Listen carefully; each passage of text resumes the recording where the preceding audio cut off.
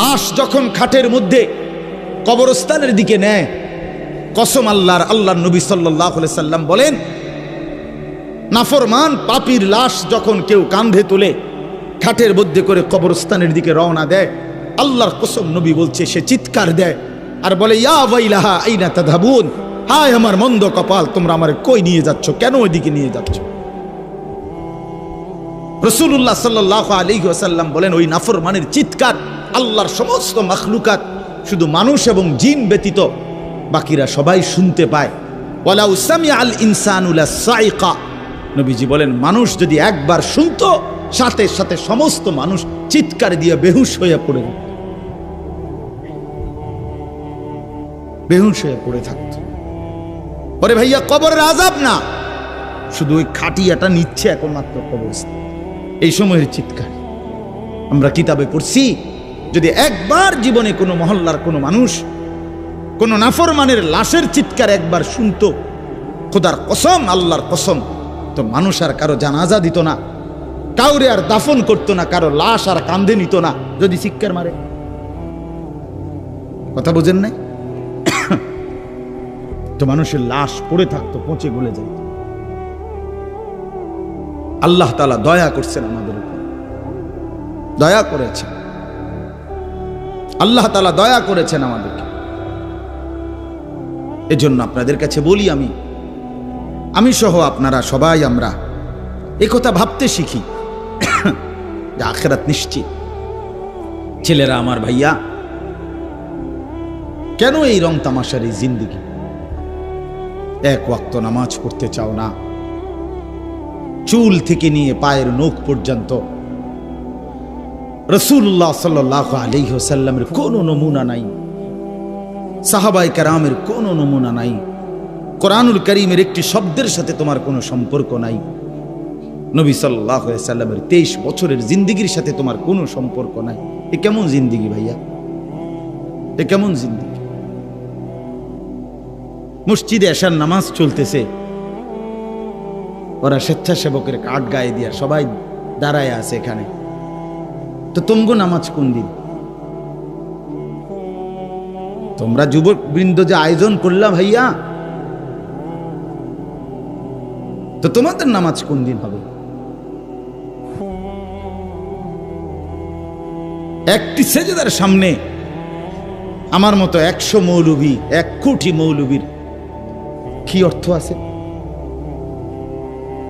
আমি আসলেই কি আর না আসলেই কি? কিন্তু এক সেজদা, আল্লাহর নবী সাল্লাল্লাহু আলাইহি সাল্লাম বলেন, লা সাজদাতুন ওয়াহিদাতুন খায়রুম মিনাদ দুনিয়া ওয়া মা ফিহা। একটি সেজদা, নবীজি বলেছেন, একটি সেজদা উম্মত দুনিয়া এবং দুনিয়ার মধ্যে যা আছে সবকিছুর চাইতে উৎকৃষ্ট,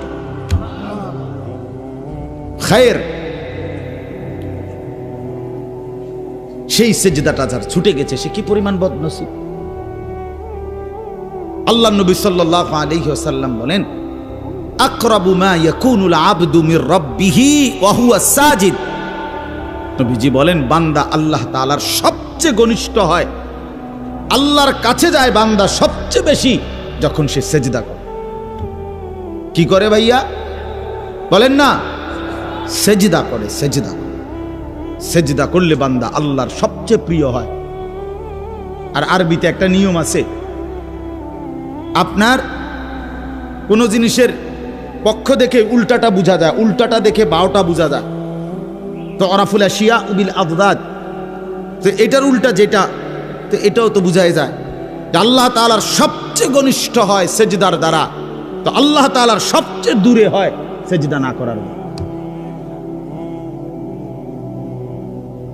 বান্দা আল্লাহ তাআলার কাছে সবচেয়ে ঘৃণিত হয় যখন সে সেজদা করে না। এই জন্য একটি সেজদা, একটি মাত্র সেজদা, যার দ্বারা 1 রাকাত হয় না। 1 রাকাত নামাজ হওয়ার জন্য 2টা সেজদা লাগে। একটি সেজদা না করার কারণে কিতাবের কোনো বর্ণনা আছে, ইমাম কুরতুবী বলছেন 80,000 বছর ইবলিস আল্লাহর বন্দেগী করছে। তা 80,000 বছর ইবাদতের পরে গিয়েও একদিন একবার আল্লাহ তাআলার একটা হুকুম সেজদা, একটা সেজদা করে নাই। তো আল্লাহ তাআলা অনন্তকালের জন্য তাকে মরদুদ মালউন, শয়তান ইবলিস তারে রাজিম, অভিশপ্ত বানায় দিছে, অভিশপ্ত বানায় দিছে। আরে অপদার্থ সন্তান, এই নওজোয়ান, তুই কতগুলো সেজদা দেস নাই নাফরমান, তুই কত বড় শয়তান, কত বড় শয়তান বেটা, তুই ছোটখাটো শয়তান বেটা, তো ওই শয়তানের থেকে বড় শয়তান বেটা। ওই শয়তান তো একটা সেজদা করে নাই।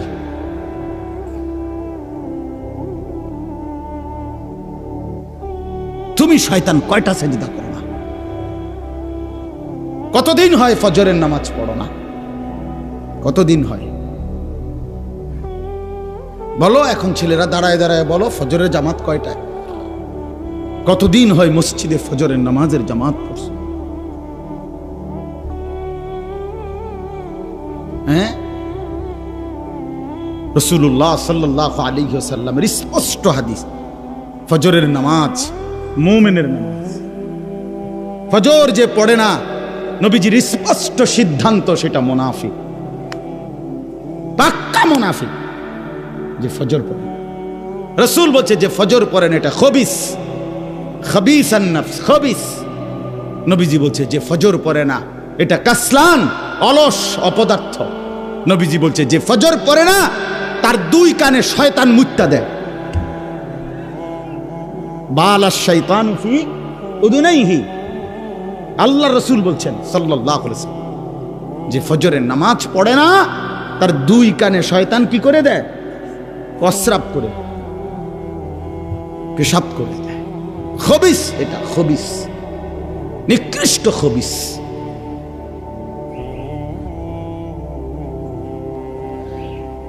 মান কাসুরা সালাতুহু হাসুনা ওয়াজহুহু, নবীজি বলে যে নামাজ বেশি পড়ে আল্লাহ তাআলা তার চেহারা সৌন্দর্যময় করে।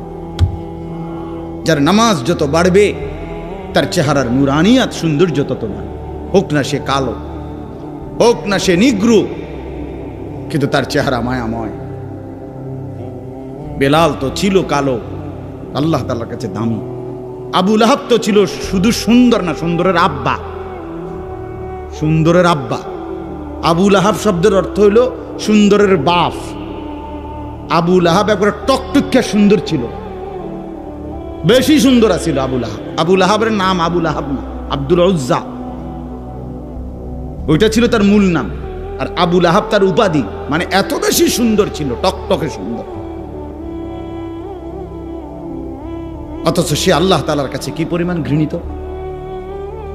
কি ভাই, বেলাল কি পরিমাণ প্রিয়, কি পরিমাণ প্রিয়! কোরআন শরীফে আছে সূরা নিসার মধ্যে 69 নম্বর আয়াত, এক হাবশী সাহাবী, এই কালো নিগ্রু সাহাবী, আফ্রিকান হাবশী সাহাবী, একদিন নবীজিকে, এক সাহাবী আল্লাহ নবী সাল্লাল্লাহু আলাইহি সাল্লামকে একদিন বলছি, ইয়া রাসূলুল্লাহ, আমার একটা প্রশ্ন ছিল, কথা ছিল। আল্লাহ নবী সাল্লাল্লাহু আলাইহি সাল্লাম বলেন, বলো। বলছে, ইয়া রাসূলুল্লাহ, আপনি অনেক সুন্দর, আমি একদম কালো, আপনার সৌন্দর্যের সাথে আমার চেহারা সুরতের তো কোনো তুলনাই নাই। আপনি অনেক গুণের অধিকারী, আমার কোনো গুণে নাই, আপনার সাথে আমার কোনো তুলনাই নাই। কিন্তু আমার একটা সান্ত্বনা তো আছে দুনিয়াতে, যে আমি যখনই আমার মনটা চায়, আমি শত কালো হই, শত দুর্বল হই, সামান্য মানুষ হই, তা আমি আপনারে দৌড়াই আইসা দেখি, আর আপনারে দেখলে আমার দিল শান্ত হয়ে যায়। এখন আমার প্রশ্ন হইল, হাসরের ময়দানে তো আপনি আল্লাহ তাআলার উচ্চ জান্নাত, সর্বোচ্চ জান্নাতে চলে যাবেন, কারণ আপনি তো সর্বশ্রেষ্ঠ। আপনারে তো আল্লাহ জান্নাত দিবে, সর্বোচ্চ জান্নাত। আর আমারে দিবে কিনা তার কোনো নিশ্চয়তা নাই। যদি দেয়ও তো দিব, যে কোনো একটা জান্নাতেই তো দিব, আমারে দিল। দয়া করে যদি আল্লাহ দেয়, তখন সেইটা তো আর আপনি যেখানে থাকবেন ওইখানে না। তাহলে এখন আমার প্রশ্ন হলো, ইয়া রাসূলুল্লাহ, এখন তো আমি শত দুর্বল হওয়ার পরেও কোনো দিক থেকে আপনার সাথে আমার তুলনা নাই, তারপরেও আমি দৌড়াইয়া আইসা আপনারে দেখতে পাই। এখন জান্নাতে যাওয়ার পরে আপনি থাকবেন কত উঁচা জান্নাতে, সেখানে তো আমি আপনাকে দেখব না, আমি থাকবো আমার জান্নাতে। ইয়া রাসূলুল্লাহ, আল্লাহর কসম নবী, এই জান্নাতে গিয়েও যদি আমি আপনাকে না দেখি, তো ওই জান্নাতে থাকাটাও তো আমার জন্য কষ্টকর হয়ে যাবে। আমি কি তাইলে আপনাকে দেখব না তখন? তখন আল্লাহ তাআলা কোরআনুল কারীমের আয়াত নাজিল করে আল্লাহ তাআলা বলেন, বন্ধু পরে বলেন ব্যবস্থা আছে, আপনার সাথেই থাকবে।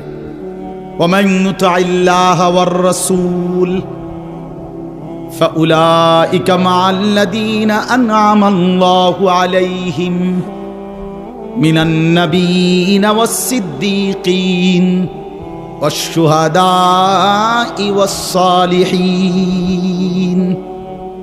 ওয়া হাসুনা উলাইকা রফিকা। রব্বুল আলামিন বলেন, বন্ধু আপনি বলে দেন যে বা যারা আল্লাহর আনুগত্য করবে, আপনি রাসূলের অনুসরণ করবে, আমি আল্লাহ ওয়াদা দিলাম ওই ব্যক্তি বা গ্রুপকে, ওই সম্প্রদায়কে, ওই মানুষগুলোকে সরাসরি আপনারা সমস্ত নবীদের সাথেই থাকতে দেব। ফাউলাইকা মা'আল্লাযীনা আন'আমাল্লাহু আলাইহিম মিনান নাবিয়্যিন, সমস্ত নবীদের সাথে থাকতে দেব। 2 নম্বরে নবীদের পরে যারা শ্রেষ্ঠ উম্মত তারা হলো সিদ্দিক, তাদের সাথে থাকতে দেব। 3 নম্বরে এরপরে সর্বশ্রেষ্ঠ যারা শহীদগণ তাদের সাথে থাকতে দেব। 4 নম্বরে যারা আমার সালেহীন, আমার সমস্ত হুকুম মাননেওয়ালা নেক বান্দা তাদের সাথেই থাকতে দেব। ওয়া হাসুনা উলাইকা রফিকা। আল্লাহ বলেন তখনই দেখবে সে কি উত্তম, কি চমৎকার বন্ধু পেল। প্রিয় ভাই আমার, বাবা আমার, পর্দার আড়ালের মা বোন আমার, এটা বোঝা উচিত। আজকে নওজোয়ান তোমরা বুঝতেছ না, কোনোটাই বুঝতেছ। কি এক নেশা আর কি এক মোহ, কিসের উপরে জিন্দেগি শেষ করে দিচ্ছ।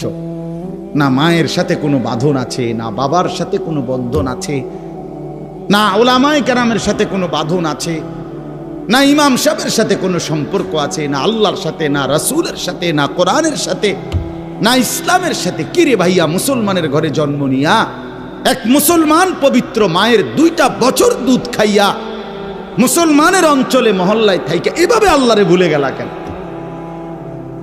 আরে এটা কি? তুমি কি আফ্রিকার জঙ্গলে থাকো যে নামাজ চেনো না? তুমি কি হিমালয় পর্বতের চূড়ায় বড় হইছিলা যে তুমি এক ওয়াক্ত নামাজ দেখো নাই? চারিদিকে এত মসজিদ, চারিদিকে এত মাদ্রাসা, চারিদিকে উলামায়ে কেরাম, এরপরও এক ওয়াক্ত নামাজও যারা পড়ো না। আরে জানোয়ার, তুই এত বড় জানোয়ার হইলি কেমনে? তুই এত বড় হাইওয়ান কেমনে হইলি? তুই কোন মার দুধ খাইলি? মুসলমানের বাচ্চা কেমনে এত বড় জানোয়ার হয়? মুসলমানের বাচ্চা এত বড় গাদ্দার কেমনে হয়? মুসলমানের ঘরে জন্ম নিয়ে এত বড় গাদ্দার হয় কেমনে মিয়া? এটা কি ধরনের বাচ্চা? ওই এভাবে আল্লাহরে ভুলে গেল কেন? ওই এভাবে আখিরাত ভুলে গেল কেন? আহা ভাইয়া আমার, আখিরাত তো অনেকগুলো ঘাটি।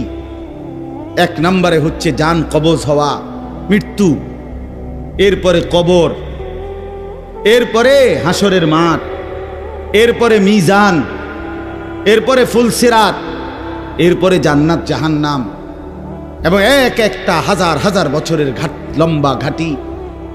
বন্ধু আমার, শুধুমাত্র কসম আল্লাহর, কোন ব্যক্তি যদি বেঈমান, কাফের, মুশরিক, নাফরমান, পাপী জিন্দেগি নিয়া মৃত্যু পর্যন্ত পৌঁছে, খোদার কসম শুধু মৃত্যুর যন্ত্রণা, শুধু জান কবজের যন্ত্রণা, আল্লাহর কসম এটুকুই সহ্য করার ক্ষমতা তার থাকবে না। এই জান কবজের যন্ত্রণার সামনে তার 60 বছরের দুনিয়া যা ভোগ করছিল, মজা করছিল, 1 সেকেন্ডে ভুলে যাবে। আল্লাহ তাআলা প্রত্যেকটি মানুষকে ফিতরাত অর্থাৎ দিন মানার স্বভাবজাত যোগ্যতা দিয়েই আল্লাহ তাআলা তৈরি করেছেন, সৃষ্টি করেছেন। আমরা রুকু করতে পারবো বলেই, সেজদা করতে পারবো বলেই শরীরটাকে এভাবে সাজিয়েছে। গরু একদম সোজা হইতে পারে না, গাছ আবার উপর হইতে পারে না। আল্লাহ তাআলার এক এক সৃষ্টি এক এক অবস্থায় থাকে। তা আমরা দাঁড়াইতেও পারি, উপর হইতে পারি, বসতে পারি, শুইতে পারি। মূল উদ্দেশ্য হলো ইবাদতের জন্য, অর্থাৎ নামাজ পড়তে দাঁড়াইতেও হয়, রুকুর জন্য উপর হইতে হয়, আত্তাহিয়াতুর জন্য বসতে হয়, সেজদার জন্য শুইতে হয়, কপাল নামাইতে হয় জমিনের সাথে। তো যেটা করতে হয় ওইটার যোগ্যতাও আল্লাহ তাআলা শরীরের মধ্যে দিয়েছে। এমন একটা বিধানও নাই ইসলামী শরীয়তের যার টাকা নাই তাকে যাকাত দিতে বলে নাই, যার টাকা নাই তাকে হজ করতে বলে নাই। তাইলে অযৌক্তিক, অবাস্তব একটা বিষয়, এমন একটা বিষয় ইসলাম চাপায় দেন, কারণ যেটা পারবে বান্দা আল্লাহ তাআলা সেই যোগ্যতা দিয়েছেন তার মধ্যে। ওই রকমই সমস্ত বিধান কোরআন এবং সুন্নাহর কোনো হুকুম আহকাম বান্দার জন্য অসম্ভব, অযৌক্তিক এমন নাই। এটা যদি কেউ মনে করে বলে সে বেঈমান, সে কাফের। সে যদি বলে যে এই জামানায় হুজুর সুদের লেনদেন ছাড়া বাঁচা সম্ভব না, তো মনে রাখতে হবে আপনি কাফের, আপনি বেঈমান, বেঈমান। এটা এখনকার জামানার পোলাফাইন এরম হইছে, এখনকার জামানার হেই হইছে, মানে গুনাহের সমস্ত কিছুকে পরাজিত সৈনিকের মতো, অক্ষম, অপদার্থ, দুর্বল মানুষের মতো, কমজোরের মতো মাইনা নিস, মাইনা নিস। কিছু করার নেই। ছেলেটা নামাজ পড়ে না, না হুজুর আমার কিছু করার নেই। মেয়েটা পর্দা করে না, না আমার কিছু করার নেই। স্ত্রী পর্দা করে না, নামাজ পড়ে না, না হুজুর আমার কিছু করার নেই। ওনার কিছু করার না, উনি ফেলাস্টি, উনি একটা ফালতু লোক, ওনার কিছু করার নেই। তাহলে এই যে অযৌক্তিক কথা, এটা সম্পূর্ণ অযৌক্তিক। আল্লাহ তাআলা মানুষকে সৃষ্টি করেছেন আল্লাহকে মানার যোগ্যতা দিয়ে। সৃষ্টি করেছেন যিনি, তিনিই বলছেন আমি ইবাদতের জন্য বানিয়েছি, আমার হুকুম মানার জন্য বানিয়েছি। তা আবার হুকুম মানার যোগ্যতাই নাই শরীরের মধ্যে, তো হুকুম মানার জন্য বানাইছি, তাহলে এটা কি হইতে পারে? এত তাকলিফ মালা ইউতাকু, যেটার সামর্থ্য নাই সেটা তার উপরে চাপানো হলো। এমনটা আল্লাহ তাআলা করে না। আল্লাহ তাআলা জুলুম করতে পারে না। ইন্নাল্লাহা লা ইয়াযলিমু মিসকালা যাররা, নিশ্চয়ই আল্লাহ তাআলা এক যাররা জুলুম করে না। এক বিন্দু, এক যাররা, সামান্য পরিমাণও দিন পালনের নামে, ইসলামের নামে কোনো জুলুম নেই। ইসলামের সবকিছুই আদল, ইনসাফ। ইন্নাল্লাহা ইয়া'মুরু বিল আদল, আল্লাহ তাআলা বলছেন, আল্লাহ তাআলা আদেশ করছেন তোমাদের জন্যে প্রথম যেটা, সেটা হলো আদল, ইনসাফ, ন্যায়পরায়ণতা, সমতা। ইসলামে কোনো বাড়াবাড়ি, অতিরঞ্জিত, জুলুম, অসম্ভব, অযৌক্তিক, অপ্রাসঙ্গিক, অবাস্তব কিচ্ছু নেই, কিচ্ছু নেই। কোরআনুল কারীমের মধ্যে আছে ইউরিদুল্লাহু বিকুমুল ইউসরা ওয়ালা ইউরিদু বিকুমুল উসরা। আল্লাহ তাআলা বলেন, আল্লাহ চান তোমাদের জন্য সহজ করতে, আল্লাহ তাআলা মোটেই চান না তোমাদের উপরে কঠিন করতে। কোরআন শরীফের আয়াত। রাসূলুল্লাহ সাল্লাল্লাহু আলাইহি ওয়াসাল্লাম বলেছে আদ-দীনু ইউসরুন, দিন সহজ, একদম সহজ।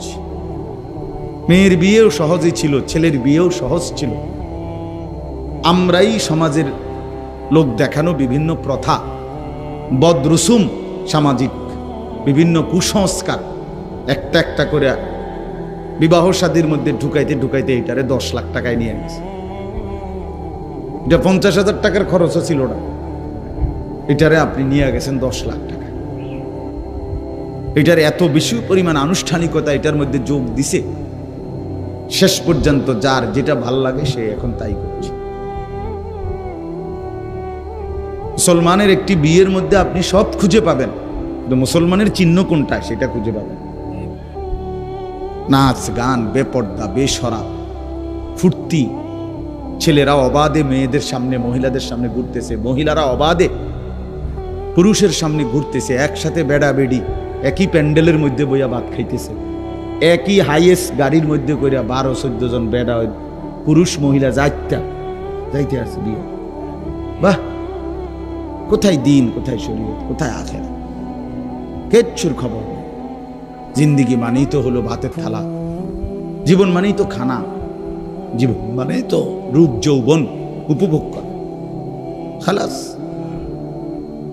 সেজন্য বললাম, আল্লাহ নবী সাল্লাল্লাহু আলাইহি ওয়াসাল্লাম বলেন, প্রতিটি মানব সন্তান আল্লাহকে মানার, ইসলামকে মানার যোগ্যতা নিয়েই ভূমিষ্ঠ। ফাআবাওয়াহু ইউহাব্বিদানিহি আও ইউনাসসিরানিহি আও ইউমাজ্জিসানিহি। অতঃপর নবী সাল্লাল্লাহু আলাইহি ওয়াসাল্লাম বলেন, অতঃপর ওই সন্তানের মা বাবা, পরিষ্কার হাদিস, মা বাবা সন্তানটিকে, বাচ্চাটাকে ইহুদি বানিয়ে দেয়, খ্রিস্টান বানিয়ে দেয়, অথবা অগ্নিপূজক বেঈমান বানিয়ে। 7 বছরের বাচ্চা, 6 বছরের বাচ্চা ঘরের মধ্যে বসে রঙিন টেলিভিশন দেখে রাত দিন, নাচ গান, কার্টুন, গেমস। তো এই তত বড় টেলিভিশন, এটা কি এই বাচ্চাটাই কান্ধে করে আনছে? ঠিক না? কথা বলেন না কেন? এই বাচ্চাটাই তো ঘরে আনছে। এটা কে আনছে? অভিভাবক। ঘরওয়ালা কি? অভিভাবক। তাহলে ওই জালেমে তো বাচ্চাটাকে নষ্ট করে দেয়। নিজের মুখে বিড়ি, কথায় কথায় গালি দেয়। এই বেটায় ছেলেটারে কফলা ফুত মানুষ কি মানুষ হইতো? বেটা তোর মতো মানুষ হইতো? বিড়ি খাবেন না, কথায় কথায় গাইলেন না, বলে কি বললেন আপনি? এটা আপনি সন্তানকে দেখাইলেন কি? মুখে বললেন কি? মহিলা নিজেই পুকুরের পাড়ে খোলামেলা গোসল করে। এই মহিলা তার মেয়েকে কিভাবে দিন শিখাবে, মানুষ করবে কিভাবে? মহিলা নিজেই বেপর্দা চলে। এই মহিলা তার মেয়েকে কিভাবে ভদ্র বানাবে, আখলাক শিখাবে কিভাবে, যার নিজের মধ্যে কোনো আখলাক নাই, যার নিজের মধ্যে কোনো দিন নাই? এই জন্য বললাম, এতটা পিচ্ছি বাচ্চা আপনি দেখেন তো, এই বাচ্চার হাতে মোবাইল দিয়ে দিছে, নিশ্চয়ই তার কোনো অভিভাবক দিছে। এটা বাচ্চা মানুষ, ও বাচ্চা মানুষ তো কান্দে। কান্দলে কি? কান্দলে কি মানুষ মরে যায়? কথা বলেন না কেন? কান্দলে মরে যায় মানুষ। তো কান্দলে কি হয়েছে? সমস্যা কি? কানতে কানতে ঘুমাই যাব, কানতে কানতে থাইমে যাব। কতক্ষণ কাঁদবে? 18 ঘন্টা, 24 ঘন্টা কাঁদবে সে, তার শরীরে বল পড়ে যাবে না? কতক্ষণ কাঁদবে? আহা, আস্তে আস্তে ঠিক হয়ে যাবে। হুজুর, বাচ্চা মানুষ আস্তে আস্তে ঠিক হয়ে যাবে মানে এখন বাদ দিয়ে লাইছে। আমি সব সময় বলি, ফেলে রাখলে লোহাও মাটি হয়ে যায়। তাহলে ফেলে রাখলে কোনো জিনিস আস্তে আস্তে ঠিক হয় না, নষ্ট হয়। কোনো জিনিস ফেলে রাখলে ঝংকার ধরে, কোনো জিনিস ফেলে রাখলে নষ্ট হয়ে যায়। বাচ্চাটাকে ছেড়ে দিলে, ফেলে রাখলে নিজে আস্তে আস্তে ঠিক হয়ে যাবে। আস্তে আস্তে ঠিক হবে না, আস্তে আস্তে অসভ্য বেয়াদব হবে, আস্তে আস্তে চরিত্রহীন হবে। 12 বছরের বাচ্চা, 13 বছরের বাচ্চা, সামান্য লজ্জা শরমও নাই। কার সামনে খাইতে কথা বলতেছে, কার সামনে মোবাইল টিপতেছে, কোথায় দাঁড়াইয়া পেশাব করতেছে, কোন ছোট ছেলে সমবয়সীদের সাথে আড্ডা দিতেছে, কে দেখতেছে কে দেখতেছে না, কিচ্ছুর খবর নেই। এত বড় বেয়াদব হয়ে গেল কেন? মা বাবার গাফলতির কারণে, মা বাবার গাফলতি। গত পরশুদিন আমি একটা মহাসড়কে রাস্তার পাশে আমি একজনের জন্য আমার গাড়ি একটু থামাইয়া দাঁড়াইছি। হঠাৎ দেখি পাশেই, রাস্তার পাশে 8-9 জন ছেলে, সর্বোচ্চ 13-14 বছর বয়স হবে, সবগুলো ছেলের। এরা আমি গুনছি 8 জন বা 9 জন। এরা একটা সিগারেট একজনে একটু টানে, এরপর আরেকজনের হাতে দেয়, এবার সে কতক্ষণ টানে, আবার ওর হাতে দেয়, আবার এর মুখের ধোঁয়াটা ওর মুখে মারে। কি পরিমাণ অসভ্য চিন্তা করুন, কি পরিমাণ অসভ্য। মহাসড়ক, প্রতি মুহূর্তে সেকেন্ড মানুষ আসা যাওয়া গাড়ি, সিএনজি, প্রাইভেট কার, বাস, ট্রাক চলতেছে না, কোনো খবর নেই। আর এটা কি ধরনের জঙ্গলি? কে তারে এভাবে নষ্ট করে দিল? তার মা কে, তার বাবা কোথায়, তার অভিভাবক কোথায়, তার ভবিষ্যৎ কি, তার আগামী দিন কি, সে সামনে যাবে কিভাবে, আগাবে কিভাবে, জীবন গড়বে কিভাবে, দুনিয়ার জীবনই বা কিভাবে গড়বে, আখিরাতের জিন্দেগি বা কিভাবে গড়বে?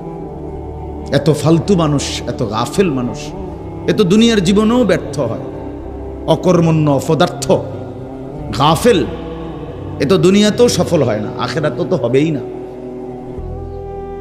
কোরআন শরীফে আছে, ছেলেরাও শোনো ভাই, কোরআনুল কারীমের মধ্যে আছে, সব উলামায়ে কেরাম এখানে বসে, কোরআনুল কারীমের মধ্যে আছে, ওয়ালাকাদ যারানা লি জাহান্নামা কাসীরাম মিনাল জিন্নি ওয়াল ইনস, আমি জাহান্নামকে পূর্ণ করব অনেক বিপুল পরিমাণ মানুষ এবং জিন দিয়ে। তো এখানে লম্বা আয়াত, এই আয়াতের লাস্ট কথাটা হলো আল্লাহ বলেন, যত লোককে আমি আল্লাহ জাহান্নামে দেব, সমস্ত জাহান্নামে যাওয়ার প্রধান কারণ কি? একসাথে কারণ হইল উলাইকা হুমুল গাফিলুন। এই আয়াতের শেষ শব্দ এটা। আল্লাহ তাআলা বলে সমস্ত জাহান্নামী হওয়ার একত্র কারণ হলো এরা ছিল সকলেই গাফেল। কি ছিল ভাইয়া? গাফেল ছিল। ইয়ালামুনা যাহিরাম মিনাল হায়াতিদ দুনিয়া ওয়া হুম আনিল আখিরাতি হুম গাফিলুন। আল্লাহ বলেন এরা দুনিয়ার জীবন খুব ভালো বুঝেছিল, কিন্তু আখিরাতের ব্যাপারে ছিল গাফেল। ইকতারাবা লিন-নাসি হিসাবুহুম ওয়া হুম ফি গাফলাতিন মুরিদুন। আল্লাহ বলে মানুষের হিসাবের সময় একদম কাছাকাছি, অথচ তবুও সে আমি আল্লাহর থেকে বিমুখ হয়ে গাফেল হয়ে আছে।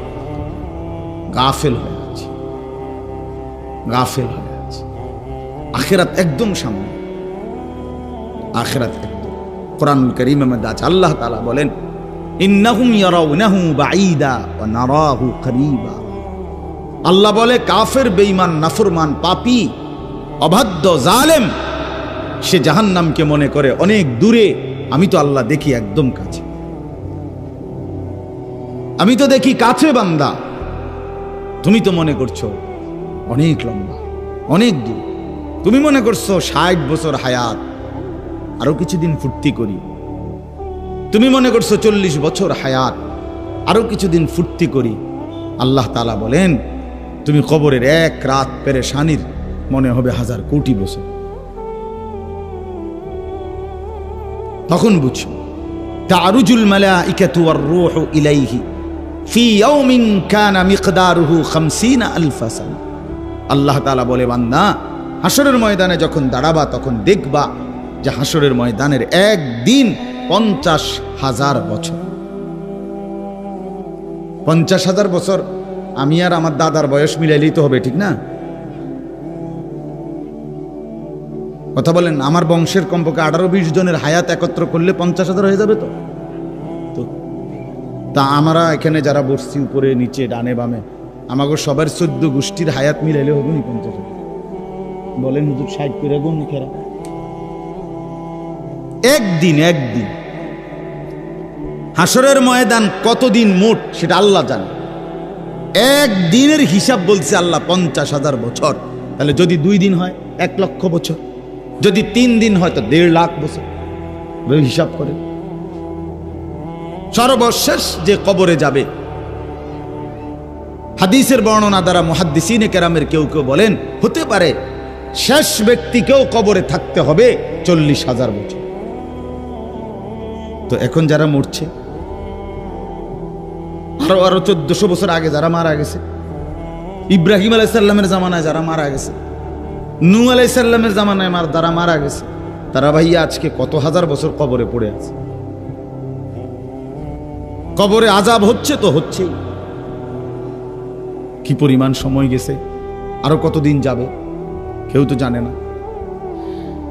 ইন্নাল্লাহা ইনদাহু ইলমুস সাআ, নিশ্চয়ই আল্লাহ তাআলার কাছে কেবল কিয়ামতের নির্ধারিত ইলম, আল্লাহ ছাড়া কেউ জানে না, কেউ জানে না কখন ইসরাফিল ফু দিবে, কিন্তু ফু দিবে এটা নিশ্চিত। ইজা ওয়াকাতিল ওয়াকিয়া লাইসা লিওয়াকাতিহা কাযিবা। আল্লাহ বলে কিয়ামত সম্পর্কিত যে ঘটনাটা বান্দা, ইসরাফিল ফু দিলে পৃথিবীটা ধ্বংস হবে, এই ঘটনাটা ঘটবেই। লাইসা লিওয়াকাতিহা কাযিবা। আল্লাহ বলেন এই ঘটনাটি ঘটার ব্যাপারে বান্দা এক যাররা মিথ্যার কোনো সম্ভাবনা নাই, কোনো সম্ভাবনা নাই। বন্ধু আমার, বাবারাও, নওজোয়ানরাও, আমিও, আপনারাও, সবাই মিলে এটা বোঝা উচিত। আমাদের জীবনের সবচেয়ে বড় জিন্দেগি সৌন্দর্যের, জীবনটা সুন্দর হওয়া, উত্তম হওয়া, জীবনটা কাজে লাগা, এই ক্ষেত্রে একটা জিনিস গুরুত্বপূর্ণ। কোরআনুল কারীমের 3টি গুরুত্বপূর্ণ আলোচ্য বিষয়, পুরো কোরআনের আলোচ্য বিষয়, এর মধ্যে একটা হলো আখিরাত। 3 জিনিস কোরআনে আলোচনা, এক হলো তাওহীদ, 2 হলো রিসালাত, 3 হলো আখিরাত।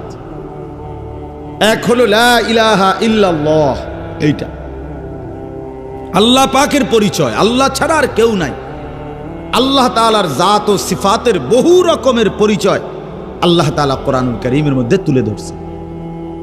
আর হলো রিসালাত, মুহাম্মাদুর রাসূলুল্লাহ সাল্লাল্লাহু আলাইহি ওয়াসাল্লাম, নবীজি সাল্লাল্লাহু আলাইহি ওয়াসাল্লামের মাধ্যমে তার জিন্দেগি, তার দ্বারা বর্ণিত হুকুম, আহকাম, আমল, ইবাদত, বন্দিগি, এই সব কিছু বুঝে নেওয়া, বুঝাই দিছেন।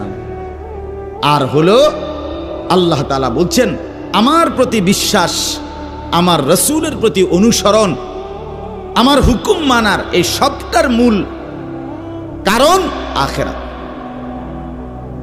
আখিরাত যদি শুধুই দুনিয়া হইতো তো তুমি মানো বা না মানো, খাইয়া পইরা, পেশাব পায়খানা কইরা, তা খাইয়া দাইয়া মইরা চিত্তিয়া শেষ, খালাস। তাইলে আর আল্লাহ আখিরাত পরকাল এত কিছুর কথা ছিল না। কিন্তু আল্লাহ তাআলা বলেন কসম বান্দা এই কথা বিশ্বাস করো যে আমি রব্বুল আলামিনের কাছে ফিরতে হবে। মৃত্যু মানে শেষ নয়, মৃত্যু মানে হারিয়ে যাওয়া নয়, মৃত্যু মানে সমাপ্তি না, মৃত্যু মানে নতুন অধ্যায়ের শুরু। এজন্য আমরা মৃত্যুকে কিতাবের ভাষায় ইন্তেকাল বলে। ইন্তেকাল শব্দের একটা আরবি শব্দ, অর্থ হল স্থানান্তর, শেষ হয়ে যাওয়া না। হ্যাঁ, এভাবে তিনি তার 70 বছরের বর্ণাঢ্য রাজনৈতিক জীবনের ইতি টানলেন, সমাপ্তি ঘটালেন। বাবা, বক্তব্য মারিয়া দিল আর কি। 70 বছরের বর্ণাঢ্য জিন্দেগি, অসংখ্য অনিয়ম, দুর্নীতি, ছিটারি, বাটপারি, ওজনে কম দেওয়া, হাজারো রকমের জুলুম, এই সব কিছু করে উনি মৃত্যুবরণ করলেন। সমাপ্তি, শেষ, আর কিছু নাই, এরপরে আর কিছু নাই। উনি খাইয়া পইরা উত্তালাইছে, শেষ। এ তো বেঈমানের কথা। এ কার কথা? ইন হিয়া ইল্লা হায়াতুনা দুনিয়া নামুতু ওয়া নাহইয়া ওয়া মা ইউহলিকুনা ইল্লা দাহর। আল্লাহ বলে সমস্ত কাফেরের কথা হলো জীবন কেবল দুনিয়াটাই, এখানেই কেউ মরে কেউ বাঁচে, এটাই জিন্দেগি। এখানে কেউ বাইচা থাকলো, কেউ মরে গেল, যা হইল ভালো মন্দ, লাভ লোকসান, হাসি আনন্দ ফুর্তি, এটা শুধুই দুনিয়া, শুধুই দুনিয়া। আল্লাহ বলেন সরাসরি কোরআনে এটা কাফেরের কথা, বেঈমানের কথা, বেঈমানের কথা। এজন্য ছেলেরা আমার, তোমরা যারা বুঝে ফেলছো জীবন মানে নারী, ছবি, নাচ, গান, উলঙ্গ দৃশ্য, মোবাইল, সিনেমা, নাটক, মদ, জুয়া, ফেন্সিডিল, বাবা, ইয়াবা, বন্ধুদের আড্ডা, তো তুমি বেঈমানের বুঝ বুঝছো, ইমানদারের বুঝ বুঝো নাই। তুমি মুসলমানের ঘরে জন্ম নিয়ে তুমি প্রকৃত বুঝ পাও নাই, তুমি বঞ্চিত, তুমি মাহরুম, তুমি দুর্ভাগা, তুমি বদনসিব, তুমি মন্দ কপাল।